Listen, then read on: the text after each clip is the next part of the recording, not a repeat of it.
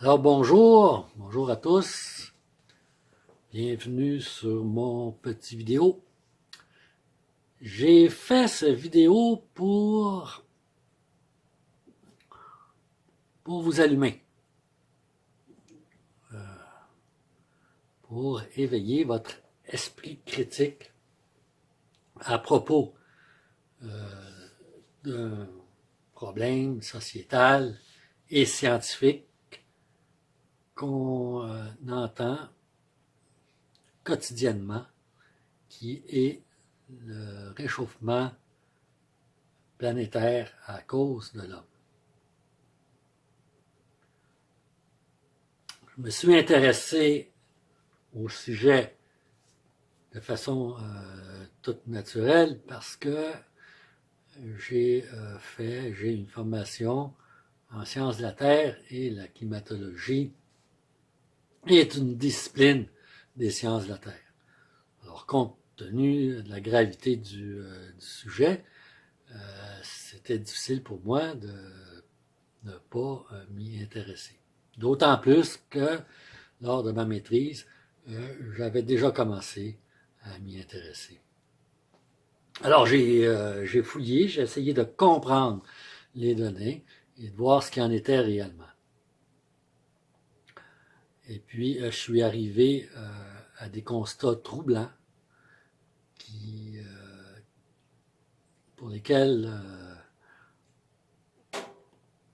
qui m'ont amené à réaliser que dans le fond, est-ce que le socle sur lequel repose la théorie de l'effet de serre est réaliste? Parce que moi, personnellement, en regardant les données, je ne suis pas arrivé à ces conclusions-là. Et pourtant, c'est pas quelque chose de vraiment compliqué. C'est plutôt, au contraire, quelque chose de trivial en sciences. Alors donc, pour les 30 prochaines minutes, je vais vous introduire une analyse causale. Alors, une analyse causale, c'est simplement le moyen de mettre en évidence des causalités sous-jacentes à des corrélations qu'on observe. Donc, les variables qu'on va utiliser seront évidemment la température et le CO2. La température va être présentée sous forme d'écart à une normale. Alors, il s'agit de prendre la moyenne d'un mois et de la comparer à la moyenne de ce même mois, mais calculée sur plusieurs années. Alors, si la moyenne du mois en question est plus élevée que la moyenne de référence, il y a réchauffement. Alors, en procédant ici, on s'affranchit des problèmes de saisonnalité. Alors, ces mesures sont fournies par l'Université d'Alabama à Huntsville, puis il s'agit de mesures satellitaires. Alors, le début de la série débute en 1978, lors du lancement des premiers satellites. Maintenant, pour ce qui est du CO2, il y a deux façons de mesurer, de présenter le CO2. Il y a par la concentration mesurée directement de l'atmosphère. Alors, les unités vont être les parties par million, c'est-à-dire des ppm.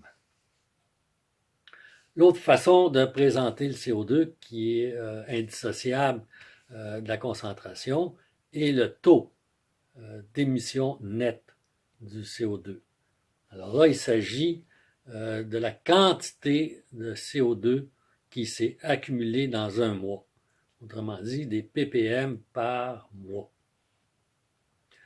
Alors, ces données sont fournies par le laboratoire, par l'observatoire au Mauna Loa à Hawaï. Bon, maintenant, avant de rentrer dans l'analyse causale, il y a un concept important à maîtriser. C'est celui de l'accumulation à taux variables. Alors, pour bien comprendre ce concept, bien, on va se référer à un graphique. Un graphique nous permet d'expliquer aisément l'accumulation à taux variable. Alors, sur le graphique, ce qu'on voit, ce sont deux courbes. Une première courbe en forme de S qui représente ici l'accumulation, c'est-à-dire la sommation de n'importe quoi. Ça peut être l'eau qui s'accumule dans un évier. Alors, ça peut être également le kilométrage d'une voiture qui roule. Ou encore une population qui s'accroît. Alors, associé à ces accumulations, il y a toujours un taux d'accumulation. Alors, le taux d'accumulation sur le graphique correspond à la courbe en bleu en forme de cloche. Alors, par exemple, dans le cas de l'eau, eh bien, le taux d'accumulation va être le débit, c'est-à-dire l'eau qui coule du robinet. Alors, c'est un volume par intervalle de temps. Pour ce qui est du kilométrage de la voiture, bien, le taux va être des kilomètres par heure, c'est-à-dire la vitesse. Et pour la population, bien là, il s'agit du taux de naissance. Alors, on voit que le taux et l'accumulation sont indissociables. Alors, pour bien comprendre la relation entre le taux et l'accumulation, on va prendre l'exemple de la voiture. Alors, imaginons une voiture à un temps t0 qui commence à accélérer. Alors, elle va accélérer et sa vitesse va augmenter jusqu'à un point maximum qui va se trouver au-dessus, au sommet de la cloche. Alors, associé à cette vitesse qui varie, il va y avoir une accumulation de kilométrage. Alors, qu'est-ce que va faire le kilomètre? Bien, le kilomètre va s'accumuler pour atteindre un point où la pente est maximum et correspond à la vitesse maximum.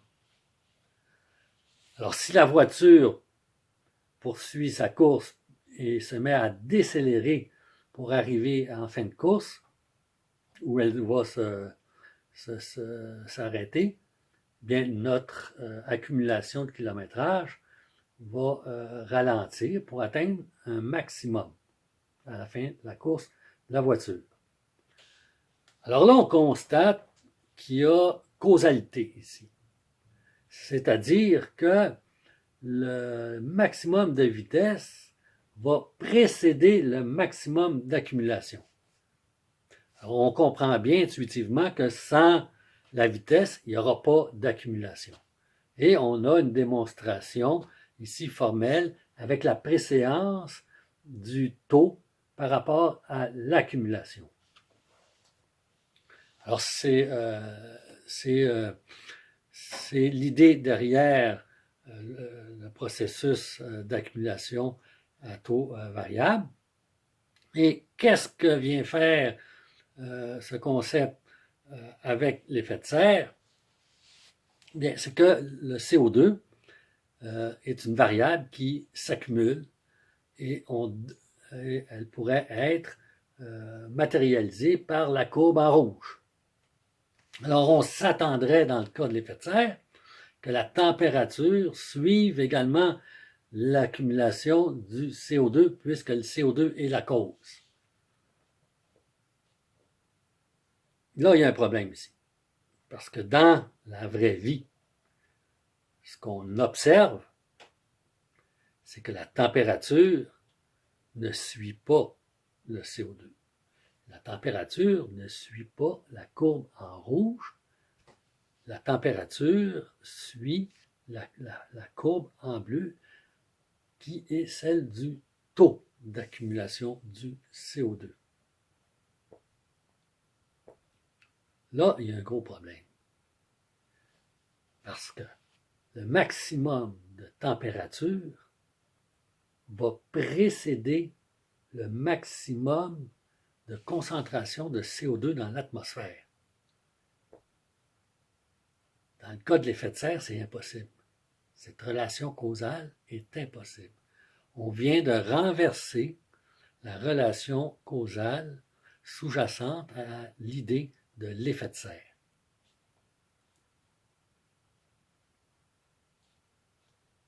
Alors là, dans la prochaine diapositive, je vais vous montrer, présenter sur graphique cette fameuse corrélation entre le taux d'émission nette du CO2 et puis la température.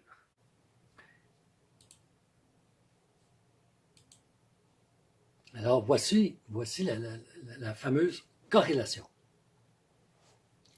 La courbe en noir est la température qui évolue depuis 40 ans. 40 ans de données de mesures satellitaires.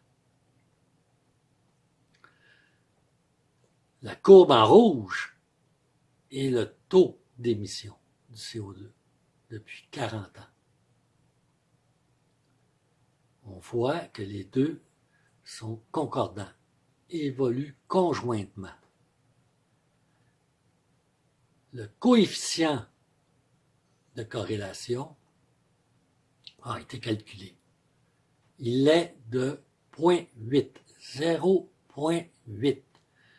C'est une corrélation très forte entre le taux d'émission et la température. Alors, si on élève au carré le coefficient de corrélation, on obtient le coefficient de détermination. Et le coefficient de détermination nous dit dans quel pourcentage la variabilité est commune entre les deux variables. Alors, nous avons comme coefficient de corrélation 0,8.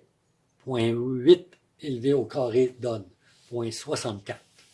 Alors, 64% de la variabilité totale est commune aux deux variables, est commune à la température et conjointement au taux d'émission. Alors, il reste 34% de la variabilité qui n'est pas expliquée. Et si on regarde attentivement nos courbes, on est capable de localiser précisément à quel moment on perd notre corrélation. Alors, on perd notre corrélation ici, et puis si je reviens, ici les courbes ne se superposent pas, mais on ne perd pas notre corrélation. La corrélation reste dans le même sens pour les deux variables. Et on perd également notre corrélation ici. Et à d'autres endroits là que je n'ai pas pu identifier, ou ici encore une fois.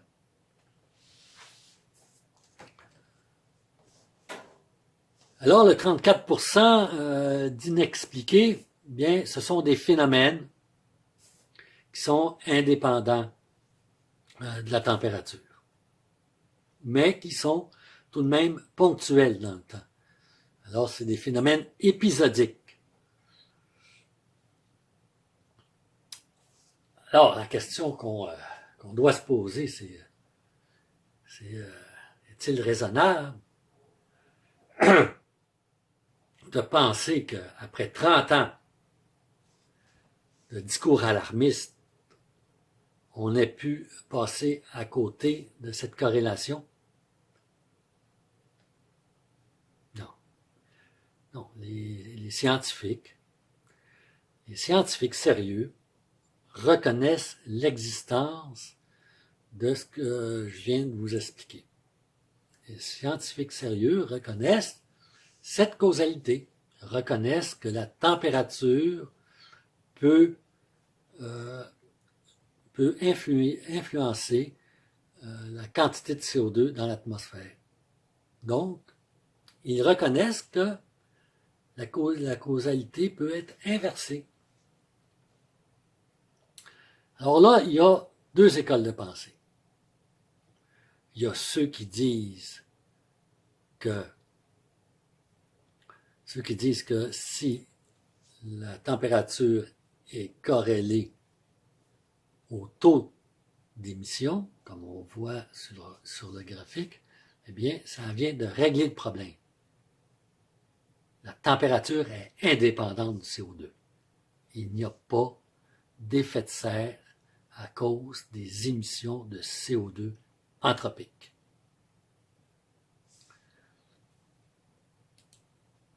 Alors, un de ces chercheurs qui pensent comme ça est Murray Selby.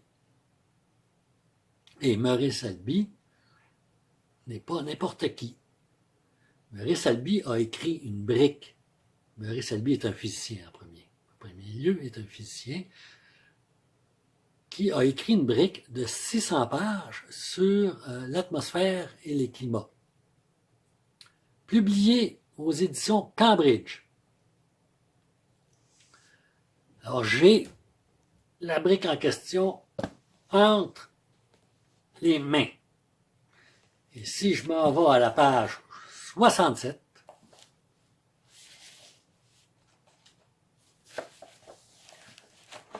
on a deux graphiques, dont celui qui est en haut et la fameuse corrélation entre la température et le taux d'émission du CO2. Et pour Selby, la question s'arrête là. C'est fini.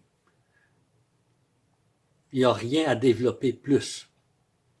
Ça se dit dans une phrase, comme je l'ai dit. Dites. Si le CO2 est corrélé au taux d'émission, eh bien, la température est indépendante de l'accumulation du CO2. Ça, c'est pour une première école de pensée. Maintenant, il y a une deuxième école de pensée. Cette deuxième école de pensée ne rejette pas le premier fait. La preuve en est cet article publié avec une dizaine de co-auteurs. L'article explique le taux d'émission par l'influence de la température sur la biomasse, sur la forêt équatoriale. Alors, on reconnaît l'influence de la température par le biais des changements au niveau de la biomasse qui influencent la concentration du CO2. Toujours est-il que cette école de pensée qui reconnaît que la température peut influer sur le CO2 ne rejette pas non plus l'effet de serre. Elle reconnaît, l'école de pensée reconnaît l'effet de serre. Alors pour eux, c'est possible d'avoir les deux mêmes variables qui vont interagir de façon inverse. Alors vous avez une corrélation bivariée. Et dans la nature, oui, cette situation-là existe. Il est possible d'avoir une cause à effet dont l'effet devient la cause. Et ce sont des phénomènes qui vont évoluer très rapidement, de façon exponentielle. Et puis, ce sont des phénomènes qui vont mal se finir. Ce sont des phénomènes qui vont se finir violemment. Et un exemple de ceci sont les réactions en chaîne, les bombes atomiques. Bon. Alors, il y a de quoi? Il y a de quoi d'être alarmiste si on se met à croire si on pense que l'effet de serre est un phénomène réel. Bon, alors, on va se pencher puis analyser cette fameuse corrélation où ce serait le CO2 qui impacte la température. Alors, première chose à faire, c'est de comparer l'évolution de la température avec l'accumulation de CO2. Précédemment, on parlait du taux d'émission. Maintenant, on va s'intéresser à la mesure de l'accumulation en ppm du CO2 dans l'atmosphère et on va le comparer à la température. Alors, c'est ce qu'on voit sur le graphique ici. Alors, on a en noir, avec une variabilité qui est importante, l'évolution de la température au cours des 40 dernières années. Superposé à la température, on a l'accumulation du CO2 dans l'atmosphère. Alors, ici, on a désaisonnalisé la variabilité associée aux saisons pour le CO2. Donc, encore une fois, on n'a plus de problème avec les saisons. Alors, il ne faut pas commencer à argumenter, ben oui, mais le CO2 évolue, le CO2 a une variabilité saisonnière, dépendamment si on est le printemps ou pas, et puis, ben non. Non, le problème ici est réglé. Alors, en regardant ce graphique, tout de suite, on peut imaginer qu'il y a peut-être, oui, une corrélation entre la tendance moyenne de l'évolution de la température, qu'on appelle une tendance déterministe. Alors, il y aurait une corrélation entre la tendance déterministe de la température et celle de l'accumulation du CO2 dans l'atmosphère. Oui ou non? Bien, on va modéliser mathématiquement la tendance déterministe de la température. Parce que cette tendance-là ne peut pas se mesurer. C'est comme une moyenne. Une moyenne, ça se calcule. Alors, il faudra trouver une fonction mathématique qui va modéliser puis ajuster sa courbe le plus fidèlement possible à la température pour qu'elle puisse être corrélée le plus fidèlement possible aussi à l'accumulation du CO2. Et on va faire l'exercice tout de suite, ce qui va donner la prochaine diapositive. Alors, paf! Ça fait peur. Du premier coup d'œil, ça fait peur. On a presque une concordance parfaite entre notre courbe d'accumulation en rouge du CO2 et la fonction déterministe qui modélise l'évolution moyenne de la température sur le long terme. Donc, bravo, bingo, on peut dire qu'il y a une corrélation qui pourrait justifier l'idée de la causalité où l'accumulation du CO2 expliquerait l'augmentation de la température moyenne sur le long terme. Alors, c'est là-dessus que la deuxième école de pensée va jouer.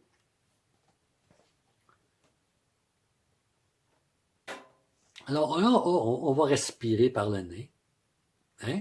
Et puis on va prendre le temps de réfléchir un peu à ce qu'on voit. Vous montrez un graphique comme ça à n'importe quel économétricien, et puis il va vous dire que c'est une corrélation fallacieuse. Et là, je m'explique. N'importe quel phénomène, prenez n'importe quel phénomène qui évolue en augmentant dans le temps. N'importe quoi. Sans jamais trop descendre. Et modéliser mathématiquement sa tendance avec une fonction continue. Maintenant, prenez n'importe quel phénomène d'accumulation continue et calculez la corrélation entre ces deux phénomènes. Inévitablement, vous allez avoir une corrélation presque parfaite. Ce que vous voyez là est une corrélation fallacieuse. D'ailleurs, j'ai mis l'équation, j'ai mis l'équation mathématique. C'est une fonction exponentielle. La fonction exponentielle, c'est elle qui s'ajuste le plus parfait, le mieux à notre évolution du CO2.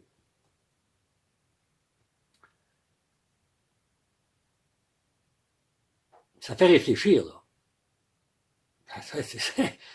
Quelqu'un qui est le moindrement complotiste va dire, ben là, on essaie de nous faire passer un sapin. Hein? Bon. On va encore respirer par le nez. On va réfléchir encore à notre affaire pour être bien sûr de notre affaire. Je viens de dire qu'une tendance déterministe qui s'ajuste à un phénomène naturel, comme la température avec toute sa variabilité, ne se mesure pas. Elle se modélise. Elle se modélise mathématiquement. Il faut trouver une fonction qui permette d'avoir une courbe qui s'ajuste le mieux à nos données. Alors, pour ajuster une fonction, on doit respecter des critères pour que cette fonction-là soit justifiée comme étant la meilleure façon de modéliser notre phénomène. Il faut qu'elle respecte des critères.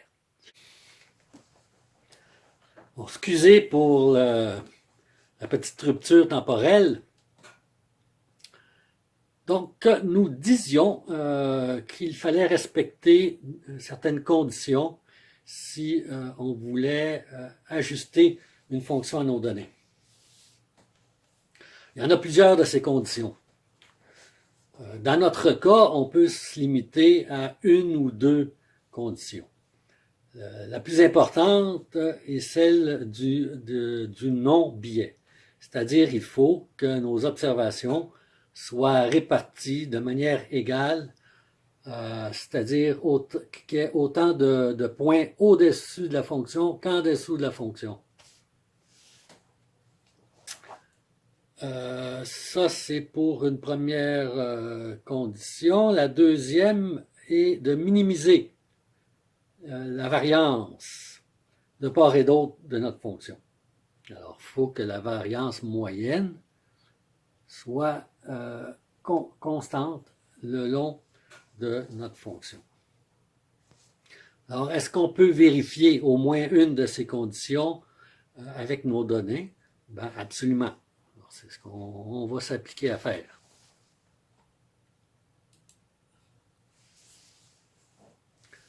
Alors là, sur le graphique, on a uniquement nos observations sans les courbes. Là, ici, il s'agit des données de température, mais également les données du taux d'émission du CO2. Les deux étant corrélés, je pouvais me permettre de les mélanger ensemble. Alors, je vous montre ces points justement pour vérifier la condition de non-biais. Alors, malheureusement, ce qu'on observe, c'est qu'il y a des regroupements de points de part et d'autre de la fonction. Il y a d'autres secteurs où il y a moins de points.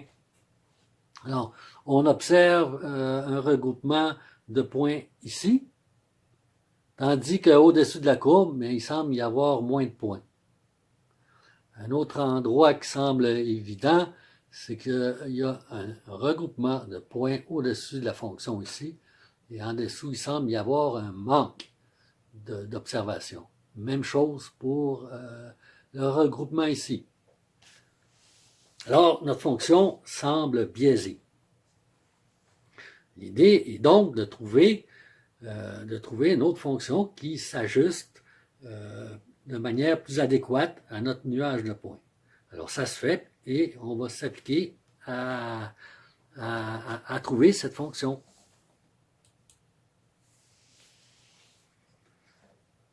Alors, vous avez encore une fois nos données ponctuelles auxquelles on a ajouté cette fois-ci les courbes. Et puis, quand on commence à tester les différentes fonctions pour trouver celle qui est la plus adéquate, et on commence toujours par la fonction la plus simple. Et puis, la fonction la plus simple ici, c'est la droite de régression. Mais la droite de régression qui est délimitée dans le temps. Il y a un début et puis une fin. Alors, pour procéder, on va commencer par un premier intervalle de temps qui comporte un certain nombre de points. Cet intervalle de temps minimum peut être déterminé là, à l'aide de la portée de l'autocorrélation, mais là, on n'embarque pas dans ces sujets-là, ça devient compliqué un peu. Alors, on a un premier échantillon de points et on fait passer une droite de régression. Cette droite va s'ajuster mathématiquement et automatiquement pour minimiser ou éviter les biais.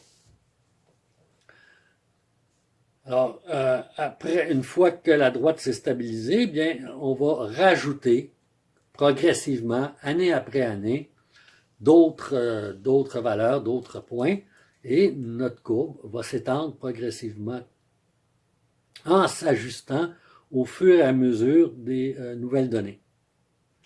Alors, ce qui se passe, c'est que plus qu'on ajoute de points, plus que la courbe devient stable. Et si on ajoute quelques points, la courbe ne réagira pas à ces quelques points. Alors là, dans certains cas, il y a une limite à procéder comme ça. Et nous sommes dans cette situation. C'est que si on continue à ajouter des points, ce qui va nous arriver avec notre droite de régression, c'est que rendu vers 1998, il y a comme un saut dans les valeurs. Les données augmentent de valeur. Alors notre droite va aller chercher ces nouvelles valeurs-là et puis va perdre sa stabilité. Autrement dit, il va s'installer des billets exactement comme ce qu'on a vu pour la fonction exponentielle. Alors, c'est pas une bonne idée de continuer à rajouter des données en espérant modéliser toute la série avec une seule fonction, une seule droite de régression qui serait continue. Donc, on arrête notre première droite de régression en 1998. Alors, par la suite, on répète l'exercice en partant à partir de la fin de notre première régression et en reprenant le procédé. Pour nous apercevoir que, encore une fois, si on continue la droite, bien, on ne respectera plus le critère de non-biais. Donc, on va se retrouver avec une suite de régression qui a un début et une fin. Et ce qui est extraordinaire ici, c'est que nos courbes sont horizontales. Et puis ça, c'est pas quelque chose qui va de soi. On n'est pas obligé d'avoir des courbes horizontales si on travaille comme ça. Sauf que là, c'est le cas. Et puis là, il faut réfléchir. Vous avez ici la fonction déterministe la mieux ajustée à nos données. Et là, ici, il s'agit des deux séries, tant pour la température que pour le taux d'émission, les deux étant corrélés. Donc, c'est normal d'avoir la même fonction déterministe pour les deux. Alors, on va réfléchir. Comment se fait-il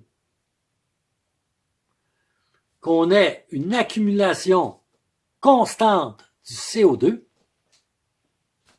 et que notre température, elle, a une moyenne stable? La moyenne de la température globale n'augmente pas pour une dizaine d'années. Ici, pas loin de 5 ans. Ici, 15 ans. Entre 2000 et 2015, ce segment-là, la température moyenne globale n'a pas bougé. Pourtant, le CO2 s'est drôlement accumulé entre 2000 et 2015. La température, elle ne bougeait pas. Alors, il y a un problème. Non, il n'y a pas un problème. Il y a un problème. Ça ne dérangeait plus qu'un, là. Ce fait-là est connu de tout le monde. La température évolue par saut brusque. Et entre-temps, tout est stable. Allez savoir pourquoi. Mais ça, c'est de la vraie science. Voyez-vous? À vouloir s'obstiner sur l'effet de serre, on passe à côté d'une question aussi fondamentale que ça. Comment se fait-il que la température peut être stable et subir une rupture pour avoir une augmentation brusque de la moyenne globale? Et moi, je sais où ça se passe. Ça se passe à l'équateur. En tout cas, c'est pour un autre chapitre, ça. Mais là, il n'y a rien qui marche là, avec leur théorie, là. Là, on vient de perdre la fameuse corrélation entre l'accumulation et puis notre température qui devrait évoluer conjointement avec le CO2. Ça marche plus. Et je vais vous dire, on se retrouve exactement dans le même cas précédent. C'est-à-dire qu'ici, on a encore une fois notre température, la fonction déterministe de notre température est corrélée à la fonction déterministe de nos émissions de CO2, de notre taux d'émission de CO2.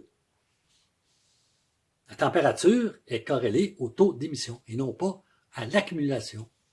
Donc, la température n'est pas l'effet de l'accumulation de CO2. On est exactement dans le même cas précédent, sauf que malheureusement ici, on n'a pas la preuve absolue avec la préséance d'un événement sur l'autre, parce qu'on n'a pas de pic avec de valeur singulière qui nous permettrait de voir cette préséance. Mais logiquement, on comprend qu'il y a un problème. CO2 augmente, puis la température reste constante pendant 15 ans. Il y a un problème. Or, il est plus intelligent d'expliquer ce qu'on voit ici en disant que c'est la température qui agit sur le CO2. La température reste constante. Et le CO2 évolue de façon linéaire, sans fonction déterministe, exponentielle. Rendu en 1998, il y a un réchauffement global brusque. Le CO2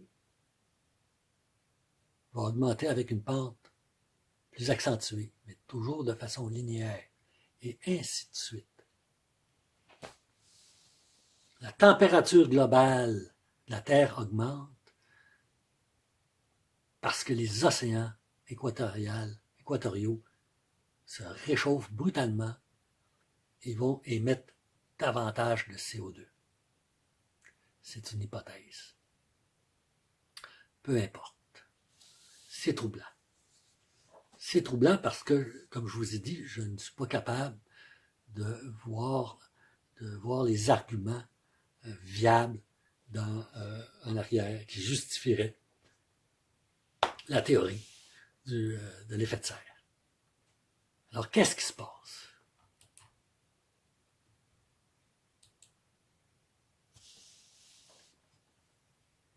Comment expliquer que la science ait pu tant dériver, prendre le bord, prendre le champ?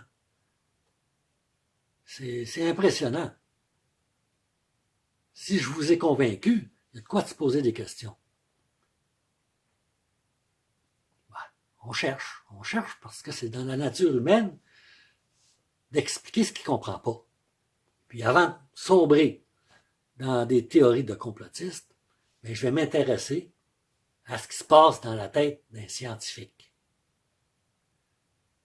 Alors moi, je me pose la question, est-ce que la peur ne serait pas quelque chose de inné chez certaines personnes, de manière exagérée?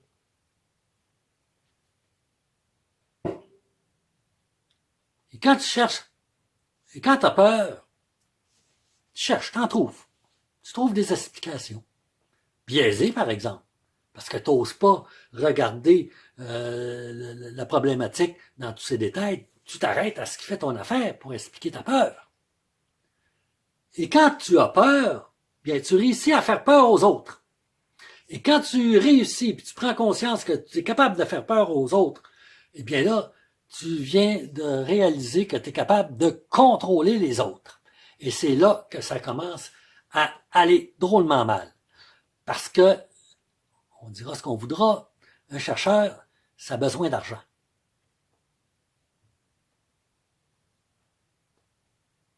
Puis il n'y a pas rien que les chercheurs qui ont des intérêts avec l'histoire du réchauffement de la planète. OK, il y a les affairistes, là, les chercheurs, là, mais il y a l'industrie. L'industrie de la transition énergétique. C'est une folie, ça. Les éoliennes, c'est une folie. Le parc automobile passé de l'essence à l'électrique, ça aussi, c'est un peu une folie. Parce que le CO2, on en manque. On en a manqué. Puis à un point tel qu'on n'a pas assez proche de la catastrophe. Parce qu'au lieu, si jamais on avait perdu autant de CO2 au début de la révolution industrielle, si on avait perdu autant de CO2 qu'on en a gagné depuis 150 ans, ben là, on serait rendu à des niveaux de CO2 tellement bas que la végétation aurait commencé à périr. Une chose qu'il faut savoir, c'est que là, on est rendu à 400 ppm, c'est pas la fin du monde. Parce que les cultivateurs, dans leur serre, eux, vont monter la concentration de ppm à 1000. Parce que les plantes, ça produit plus. Puis dans l'histoire de la Terre, ben, il y a eu des époques où les animaux étaient un peu plus gros qu'aujourd'hui. Alors, on peut se demander si on n'est pas en manque de CO2. En tout cas, on a passé proche de la catastrophe. Ça, on n'en parle pas. Non. Alors, c'est un sujet fascinant qui déborde sur une foule d'aspects liés à la science, à l'épistémologie, à l'économie, on touche à la biologie. C'est fascinant, c'est vraiment intéressant.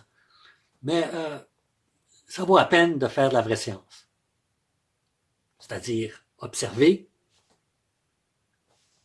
trouver nos corrélations, prouver que nos corrélations sont statistiquement fiables, démontrer que dans nos corrélations, nous avons, oui ou non, des causalités, définir le sens des causalités de façon objective. Et puis, le terme m'échappe. Et après tout ça, bien là, on peut commencer à spéculer sur des théories. Mais si on fait l'inverse, on s'obstine à vouloir dire non, la réalité c'est ça, selon une hypothèse, et puis qu'on n'est plus capable de regarder nos données, bien on n'évoluera jamais. Bon, là-dessus, je vous laisse. Et puis j'espère que j'ai réussi à vous faire comprendre toute ma démonstration, parce que c'est pas nécessairement évident, mais je pense que en faisant un effort, on peut réussir à très bien comprendre. Alors, bonne chance.